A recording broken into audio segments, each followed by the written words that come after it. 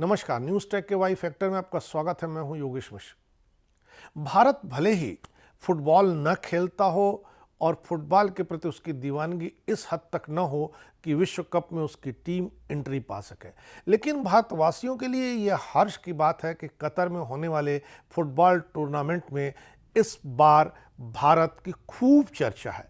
चर्चा की वजह भारत की टीम नहीं है, भारतीय कलाकार द्वारा बनाया गया एक जूता है जिसने सबको अपनी ओर आकर्षित कर रखा है।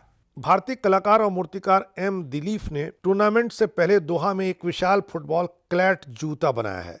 फाइबर, चमड़ा, फोम शीट और एक्रेलिक शीट सहित सामग्रियों से बना यह जूता 17 फीट लंबा, 7 फीट ऊंचा और करीब 500 किलो वजन का है। इसे दुनिया का सबसे बड़ा फुटबॉल जूता माना जा रहा है।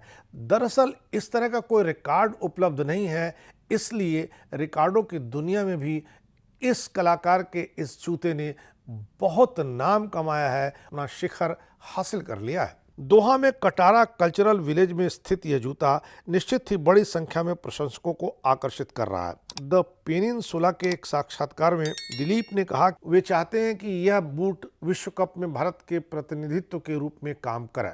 दिलीप के अनुसार वह मानते हैं कि कतर विश्व कप की मेजबानी के आधार पर सभी सांस्कृतिक विविधताओं को गले लगाता है। दिलीप ने कहा सभी देश यहाँ इकट्ठे हो रहे हैं, एक ऐसा अवसर है जो देशों की सीमाओं को धुंधला कर देता है। राष्ट्र, जाति, भूमि और भाषा की सीमाएं मिट जाती हैं। दुनिया के सभी लोग यहाँ एक साथ खड़े हैं। उन्होंने कहा कि मेरा दृढ़ विश्वास है कि यह विश्व कप मानवता को और ऊंचाई पर ले जाएगा। कतर को विदेशियों और प्रवासियों के लिए एक विशाल आकर्षण के रूप में जाना जाता है। कतर के 30 लाख लोगों में से लगभग 1/4 भारतीय हैं, जो वहाँ रहने वाले किसी भी समुदाय से सबसे अधिक संख्या में माने जाते हैं। विश्व कप की तैयारियों में भारत, बांग्लादेश, नेपाल और श्रीलंका के प्रवासी श्रमिकों का बड़ा योगदान रहा है। पिछले एक दशक में इन श्रमिकों को विश्व कप के बुनियादी ढांचे के निर्माण का काम सौंपा गया। हालांकि कई रिपोर्टों ने इसके मूल में एक मानवीय संकट का खुलासा किया। द गार्जियन ने 6500 से अधिक मौतों की खबर दी। अखबार के अनुसार फुटबॉल से संबंधित निर्माण कार्यों के लिए लगाए गए श्रमिकों की तुलना आधुनिक समय की गुलामी से की गई, जिसमें कई श्रमिक और उनके परिवार वाले घायल हो गए, कर्ज में डूब गए। भारत 1950 के ब्राजील में होने वाले फुटबॉल विश्व कप के लिए क्वालिफाई किया था, लेकिन उसने अपना नाम वापस ले लिया। इसकी वजह है कि भारत के पास पैसा नहीं था।